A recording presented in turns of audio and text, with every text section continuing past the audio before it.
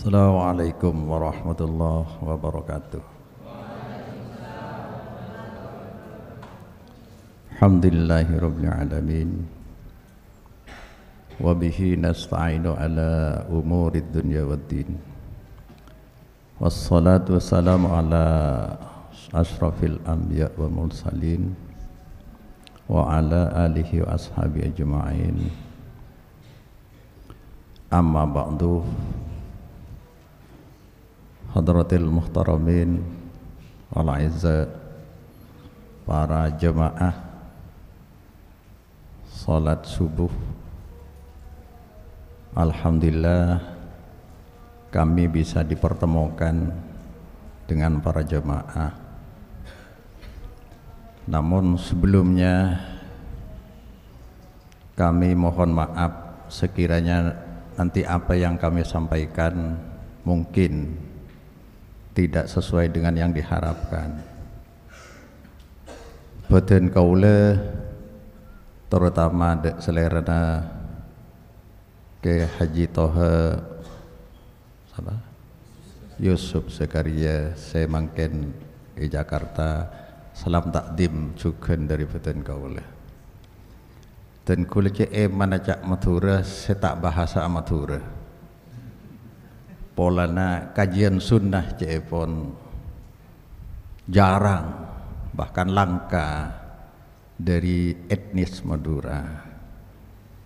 Jadi tak langkong menepagi mangkin semua por campur. Dek para pengasuh pondok pesantren al-Islah, muallimin, muallimat, para a'immah, khutbah dan santri, santriwan, santriwati rahimani wa rahimakumullah. Boten kaula mungkin karena baru ketemu mangken nika memperkenalkan diri, dan kaula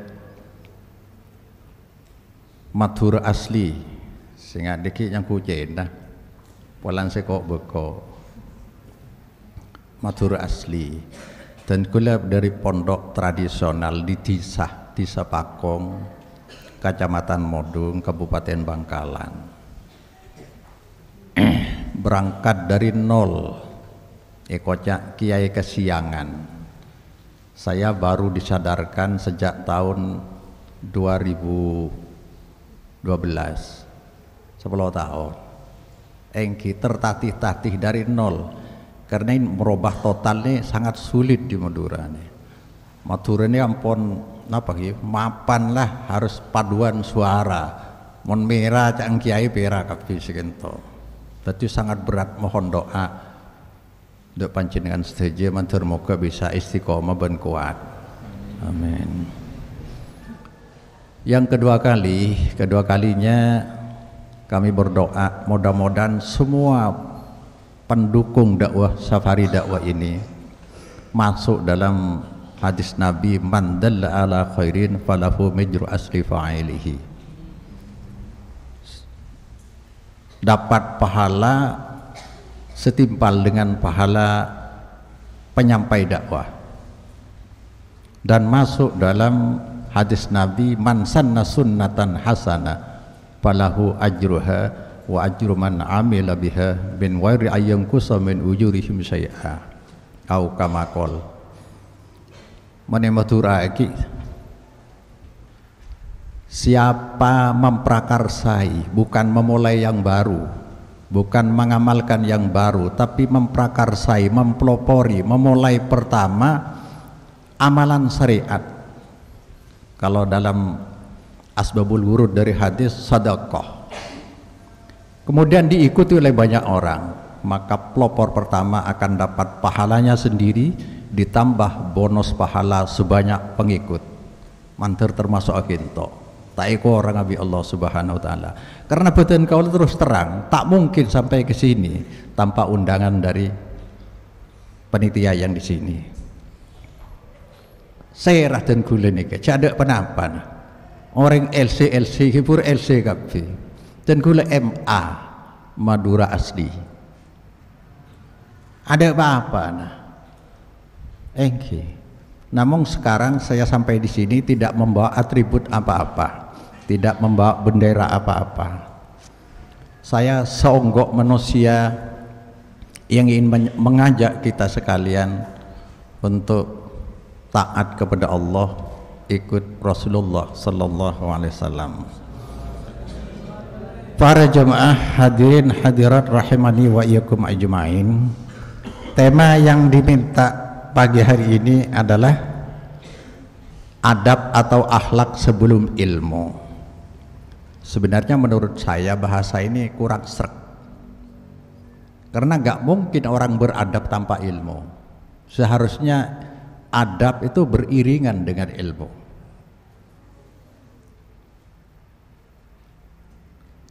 Adab tanpa ilmu, adab apa?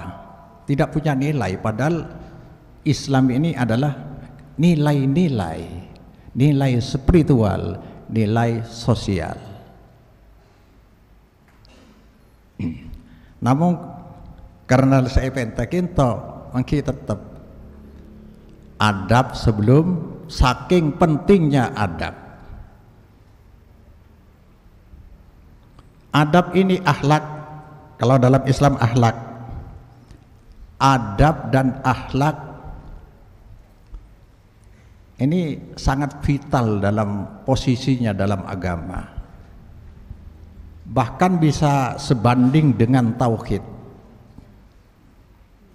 Kalau adab kita gagal, habislah ke bawah, ilmu, amal tidak ada artinya. Begitupun kalau tauhid kita gagal, semuanya akan sia-sia. Jadi fungsina hampir pada. Maka akhlak mereka harus dipakai. Adik-adikku sekalian, para santri, yang mungkin perlu dijelaskan terutama, apa sih akhlak itu? Akhlak ini meliputi 6 hal. Akhlak 6 hal. Pertama, ucapan, sikap, bahkan pakaian dan penampilan, bahasa. Ini semua kalau orang yang berinteraksi dengan saya, membuat saya, sikap saya, ucapan saya membuat orang lain bisa merasa dihormati, dihargai, bahkan kalau bisa dimuliakan, maka akhlak saya termasuk akhlak dalam kategori akhlakul karimah. Sebaliknya, ketika kita berinteraksi dengan orang lain, membuat orang lain merasa tersinggung, diabaikan hak-haknya, atau disakiti hatinya, maka kategori akhlak kita adalah akhlakul madmumah, akhlak yang tercela. Hadirin berhadirat rahimani wa iyyakum ajmain. Akhlak dalam Islam sudah tadi diisyaratkan lewat sholat. Jadi sifatnya begini, vertikal dan horizontal. Allahu Akbar, Assalamualaikum warahmatullah. Agungkan Allah lewat tauhid, muliakan manusia, Assalamualaikum warahmatullah. Selamatkan manusia lewat akhlakul karimah. Kalau ini kita terapkan, insya Allah kita akan berjaya, bukan hanya di dunia sampai di akhirat. Karena pada intinya semua manusia merasa punya ego, punya harga diri. Sejelek-jeleknya orang kalau tersinggung pasti sakit hatinya. Semua ingin mulia. Engkau ada apa-apa nak, ya coba singgung, keluar maturana. Engki, lah ini ke intinya. Apa Nabi sampai adhabu? Bu'istu liutammima makarimal akhlak. Itu akhlak ada. Kalau kita umpamakan seni keajaran agama ini tauhid atau balik membangunan tauhid ibadah, kemudian amal di tengah, akhlak di atas. Mun tauhid gagal ada nih kah?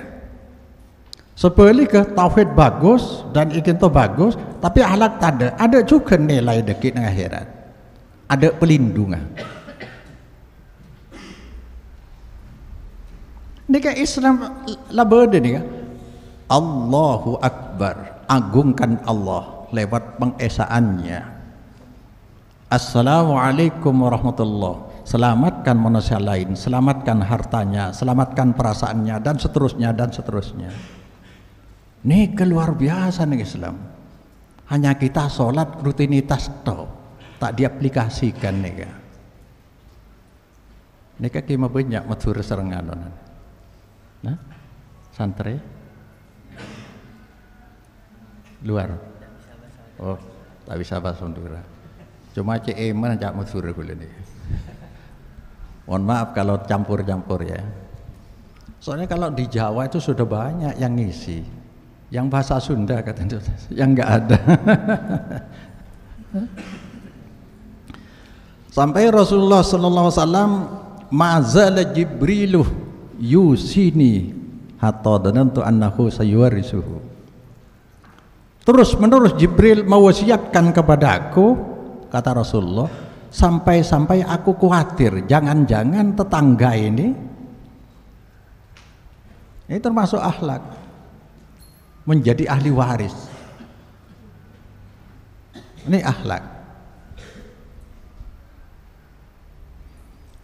Makin yang pertama saya kata dia, saya mulai dari akhlak kepada Allah. Akhlak kepada Allah adalah bertauhid kepadanya. Karena semua amal ibadah akan menunggu dari keikhlasan tauhid ini. Kita beragama pilarnya hanya dua. Keyakinan yang disebut dengan iman. Kemudian amalan yang disebut dengan al-Islam. Iman keyakinan, Islam amalan. Di dalam iman ada yang disebut dengan akidah. Di dalam Islam ada yang disebut dengan ibadah. Ini konsentrasi dari tauhid kedua, bukan kepada iman dan al-Islam yang punya rukun 6 dan Islam rukunnya ada 5, bukan di situ. Karena di situ semuanya sudah mengacu dari Allah Subhanahu wa taala. Tetapi konsentrasi dari tauhid titik beratnya adalah ke akidah dan ibadah. Ini yang harus dijelaskan. Akidah adalah keyakinan yang spesifikasi punya kekhususan, yaitu yang mengandung janji atau ancaman sebagai hak Allah. Ini bisa liar, bisa dari Al-Quran dan hadis atau dari syariat, dan juga bisa dari keadaan di masyarakat, cerita-cerita. Banyak nang YouTube mungkin. Bila macaria bisa ada iya. Bila macaria bisa ada iya. 3 hari dalam kelahiran kalau di Madura itu biasanya hari sial, itu ancaman. Sial itu yang buat sial itu siapa? Allah Subhanahu wa taala. Mau nyampe pese nang bujuk ria bisa lancar rezeki. Siapa yang lancar rezeki? Allah.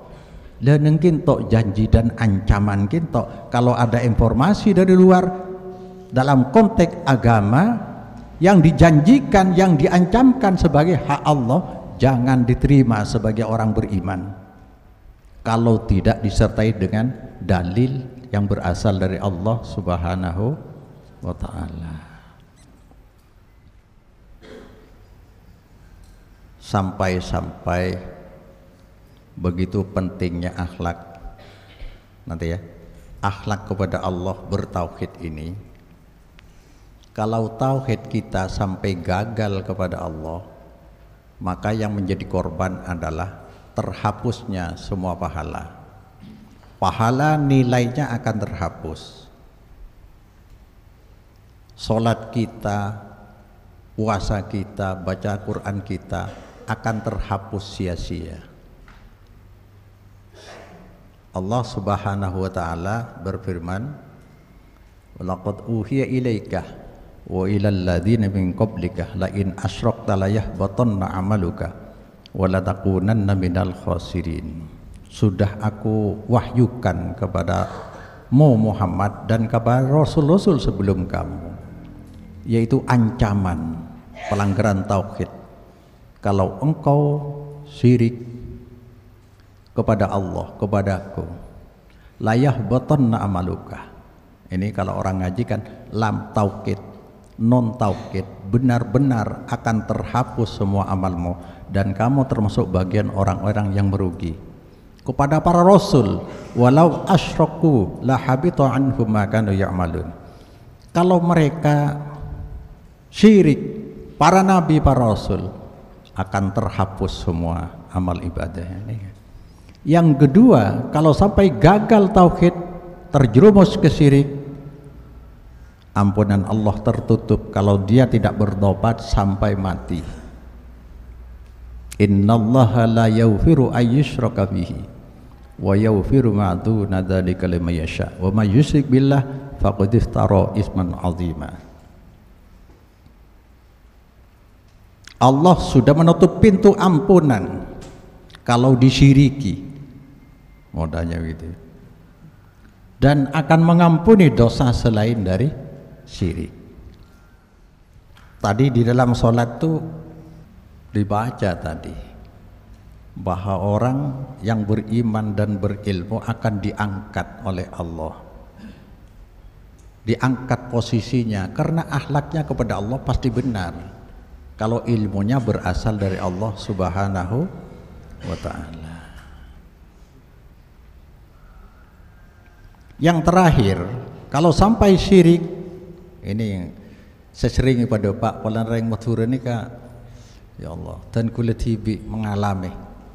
Saya dulu beragama tanpa standar, beramalan tanpa katalog, karena orang yang beragama ini beda telok, beda beragama mengandalkan otak, katakanlah rasional liberal, yokor bi akal toh, make ayat hadis bisa ditolak, mentak cocok bida akal.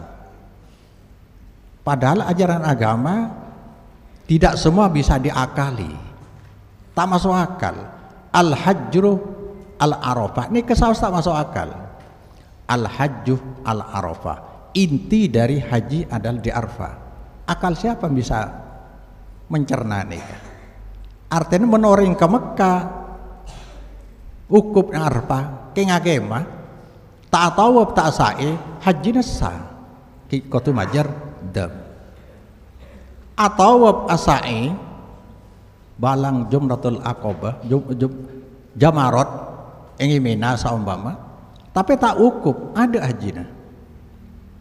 Apa tugas imin Arafah? Ada, cuma kengagema, lebat besar, kan tak masuk akal ya. Tak masuk akal. Engke. Salat sopu gelak bisa mek dua ceng orang malah istirahat. Seharusnya pampak dong. Mon ka akal tak senika. Mon duhur tepang panas dua. Senika kan? Seharusnya menyokor ke akal tak bisa.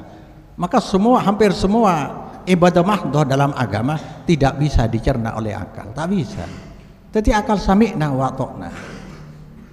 Saya nomor dua, orang beragama ini agama konservatif. Nih kasih umum Madura di daerah-daerah beragama tapi tanpa standar. Lo tahu apa saya lakon ini?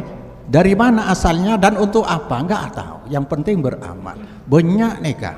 Saya ngaku speaker nih kak. Ngaji ngaku speaker. Bede. Baca Yasin ngaku speaker. Rasulullah iktikaf di masjid. Fasami'ahum yajharuna bil qiraah. Ngiding sahabat tepak ngasolat pakai aja bacana. Dari rumah temen Rasul. Fa'lamu anna kullakum munajin rabbah fala yu'diyana ba'dukum ba'da. Ketahuilah saudara, kamu mengaji semuanya, ibadah ini semuanya munajat ke Allah, maka jangan sakiti orang lain dengan suaramu. Dilanjutkan, fala yarfa ba'dukum ala ba'din fil qiraah. jangan keraskan suaramu. Ini ke dalam sholat ada namanya nih kan, ada speaker lah bu. Ibu kak Nabi tabir, ini yompeng. Itu akhlak, bagian dari akhlak. La yarfa ba'dukum ala ba'din fil qiraah ay fis shalah. Cek pakai aja. Coba bayang lagi. Tanpa pengeras suara kita sholat, jangan dikeraskan bacaan Qur'anmu. Bukan Qur'annya tapi suaranya. Silakan baca Al-Qur'an, keng suaranya cek kedena. Kan sini kan. Nah, kula tak setuju makailah nang TV Mekah bareng bisa setel Qur'an. Tak setuju kula. Betapa hinanya Quran kalau dibuat hanya untuk mengingat waktu. Tak ubahnya dengan bel, alarm. Ini Quran. Tidak Quran Al-Quran pastami'u lahu wa ansitu la'allakum turhamun. Iya anu kabar seleber. Dak rumah tusan orang yang sebanyak nih kan. Saya tak ngiding lagi. Saya harus tanggung jawab pagi. Akan dituntut. Makanya ini compok takmir masjid ini ntar ke masjid tokang ngeri-ngeri masjid. Tak bisa itikaf orang. Langsung ke masjid ngibe apa kunci nyetel lampon juga tojuk dia ada nak rokok. Nah, kita tak ada ya.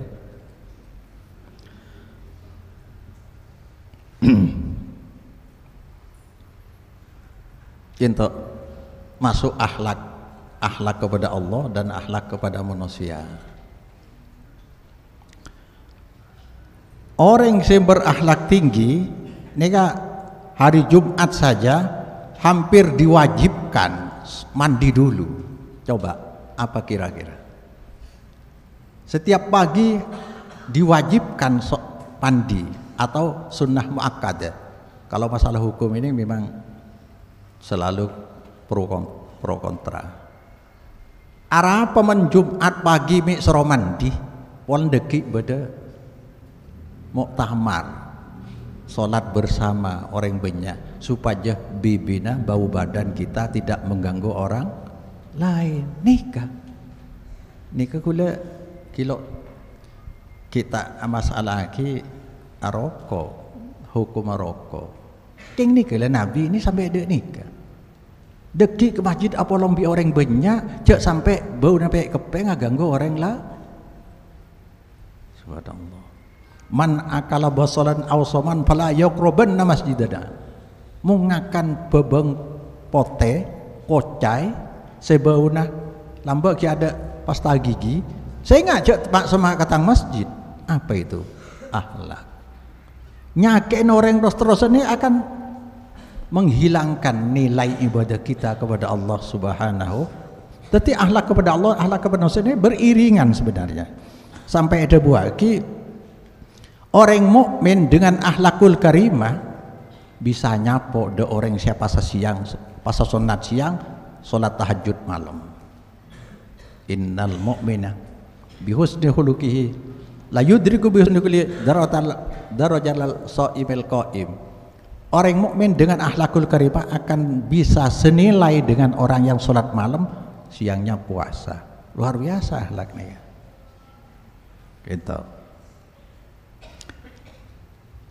Sampai Rasulullah seneka ana zaimun birabdil jannah, ana zaimun bibaitin birabdil jannah liman tarakal mira wa in kana muhiqqan. Saya akan menjamin rumah di pinggiran surga bagi siapa saja yang meninggalkan perdebatan terutama dalam masalah agama walaupun dia benar. Wa bibaitin fi wasatil jannah liman tarakal kadhib wa in kana mazihan. Dan aku akan menjamin rumah di tengah-tengah surga bagi orang yang meninggalkan dusta walaupun dia hanya berkelakar. Wa bibaitin fi a'lal jannah liman hasuna khuluquhu. Luar biasa. Menyediakan tempat, menjamin tempat di atas, bagian atas ini Firdaus. Mon ikento hotel bagian atas mode sebab saya naik abis saya bebe pun swarga sepaling atas, menjamin surga di bagian atas liman hasuna khuluquhu, untuk orang saya bagus akhlak, bagus gila, tak pernah nyakitin hati orang, perasaan tak pernah ganggu perasaan orang, termasuk hibur dalam ibadah, tetapi ngerenger hibur ganggu suara ke orang lain nih kah, berarti tidak soleh. Soleh itu yang dimaksud adalah soleh ke Allah, layak diridhoi Allah dan layak diridhoi oleh manusia. Ini kesoleh. Ngat ibadahnya pas saos mungkin nak ganggu orang lain tidak soleh. Dia akan gagal, kelak akan ditagih oleh semua yang pernah dirugikan. Berlakar. Namun akhlak kita beda akhlak wulul sama.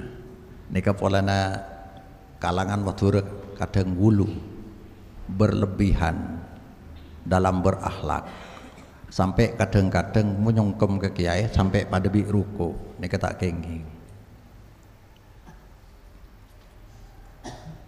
Artinya akhlak wulu akhlak yang melampaui batas norma-norma tauhidiyah kepada Allah, sampai sikap kita seakan-akan ini orang maksum, ini orang mempunyai sifat seperti sifat Allah Subhanahu wa taala, sampai melanggar nikah, meyakini seorang, katakanlah seorang kiai, seorang ulama, dia tahu hal waib, ini sudah melanggar batas-batas kewajaran dalam bertauhid kepada Allah Subhanahu wa taala, karena tidak ada orang yang mengetahui hal waib secara mandiri,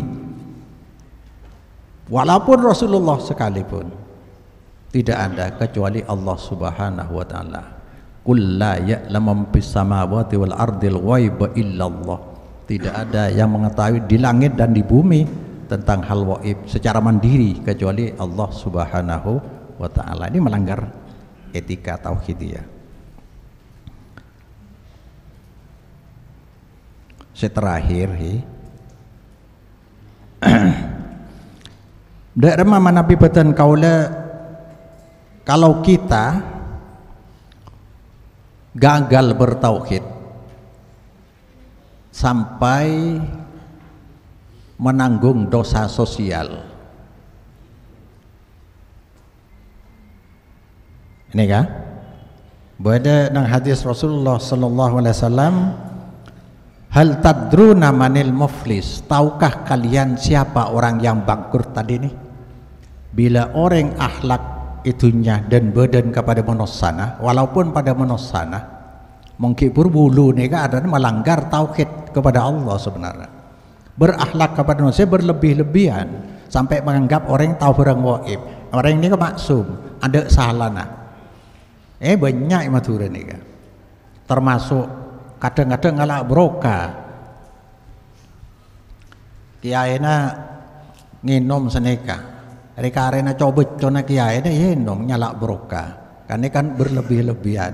Nabi la tatruni kama atatin nasoro ibna Maryam, jangan kau agungkan aku seperti Isa bin Maryam diagungkan oleh orang-orang Kristen, sampai melampaui batas kemanusiaannya. Polanya bisa mau diremate makasih. Lah dengan akhirat orang sebanyak dosa sosial kepada manusia ini kita eko cak muflis, bangkrut. Ata'rifu namanil muflis, sahabat adabu al muflisu bina man la dirham lahu wala mata. Yang dikatakan orang bangkrut adalah orang yang habis hartanya dan fulusnya juga habis, modalnya habis. Ini bangkrut kata. Bukan itu kata Nabi. Itu mah kalau bangkrut di dunia masih bisa usaha. Di akhirat, di alam nilai, yang kita mati akan membawa nilai, dua macam nilai, nilai pahala, nilai dosa. Gak ada lagi yang kita bisa diharapkan kecuali kalau meninggalkan tiga amalan. Tiga, seitunya shadaqatun jariyah, ilmun yuntafa'u bihi, waladin sholihin yad'una. Sekoca al-muflisu fina, kata Nabi, man ya'ti yaumal qiyamah bisolatin wa zakatin wa siyamin, tapi wa ya'ti qad syatama hada wa qadaba hada wa akala mala hada wa sapaka dama hada wa daraba hada fayu'ta hada min amalihi wa hada min amalihi fa in faniyat hayatu. Gede-gede ki budi sekoca orang bangkut pagi ngibe pahalana salat, zakat, pasah nang mahsyar. Bersamaan dengan itu dia membawa segudang dosa terhadap sesama.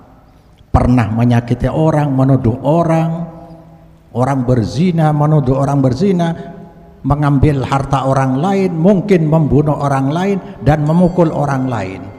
Maka dalam pengadilan Allah, orang yang pernah dirugikan haknya, dia akan menuntut balas, mengambil pahala sholat, pahala puasa, dan seterusnya. Fa'in faniyat hasanatuhu qabla yuqdama alaihi. Kalau pahalanya habis karena banyak dituntut orang-orang lain, kan ngibenya cuma pahala toh. Kalau pahalanya habis diambil oleh orang-orang yang pernah dirugikan di dunia, dari mana? Ukhidha min khotoyahum paturi alaihi submaturi hafinar. Orang ki bedenaki otang dan gula kita serai, sementara pahala ada dari mana? Dusana orang saya pernah itu saya pernah ikalak lambak hak makin ipeko lagi dak gento. Saya asal posisi masuk surga makin menggok ke neraka. Karena kehabisan amal. Nika luar biasa akhlak itu. Orang yang sesekotu nak ke surga karena ngibu amal, makin habis amalah ki pekole dosa dari orang lain, menggok ke neraka. Naudzubillah min dzalik. Mungkin hanya itu. Berkaitan nika. Kalau bisa jangan hukum. Karena hukum ini saya memang membatasi diri karena modal ilmu saya pas-pasan. Kalau bertanya yang berkaitan dengan tauhid, akidah, ibadah, iman, ya, tauhid, bid'ah. Jadi keyakinan dan amalan. Ini kasih ada akhirab. Jadi dan kula istana dalam berdakwah ini ingin mengajak kita bersama mengkonstruksi ulang postur dari agama Islam nih, bukan bagian-bagian, tapi secara global Islam seperti apa. Maka yang saya tekankan ada manhaj beragama, cara kita beragama ikut manhaj salaf nikah. Maka intinya nanti memelihara keikhlasan tauhid kepada Allah Subhanahu wa taala. Nikah ada akhirah. Beda orang mondok 20 tahun tak tahu bid'ah. Beda. Compok ni kah gojok saya ajar tauhid mulai lambat, tapi jimat saya jual ni kebanyak. Lakin tak boleh mana. Saya ada akhirap kento, lakar berak kento, menhukum banyak senangan ni. Lok temari pro kontra, ranah hilafiyah. Neka polan yatore nabi.